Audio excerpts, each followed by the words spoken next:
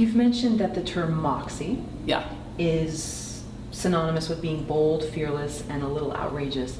What if someone doesn't naturally have that? How do they acquire it? Oh, I think courage is like a muscle, and you gotta just kind of exercise it. I mean, that's the thing about failing and experimentation, just little experiments and failures, and some won't work and some will, and then you feel a little bit more bold to do something bigger, and then you do a little bigger and bigger and bigger. I mean, after my big failure with Zoli's Brain, this feature I never finished, the way I built myself back up as a filmmaker was I made a whole bunch of shorts, and they got longer and longer and longer and longer, and then I made a feature when I was finally ready, when I was late 30s.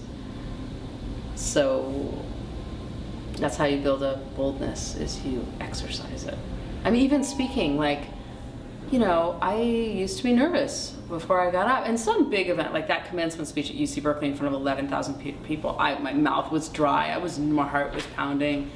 And the first couple, you know, sentences, you probably can hear it in my voice, and then I feel comfortable. But even with lecturing now, I really normally don't get nervous unless it's like, you know, a really big audience, you know, over 7,000 or something. But now most audiences, I just feel comfortable.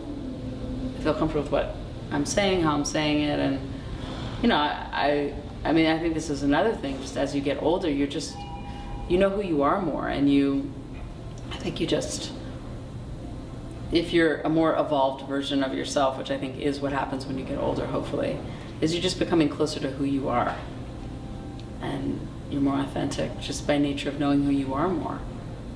And then other people pick up on that. Yeah, you just, you know, you're younger, your 20s, you're trying to figure out who you are, where you want to live, who you're going to be with. There's all these big questions, and, you know, once you start figuring those things out and you feel more comfortable, your place in the world, who you are, you know, it shows, I think, in your work and everything. What is the Moxie Institute?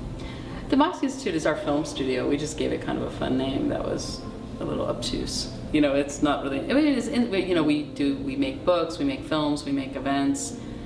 So it is an institute in the sense that we're really interested in ideas, but we're really interested in films plus new technologies to make social change, and we explore with a lot of new technologies with our films. So we're just as interested in the creation of the film as the way we get it out into the world.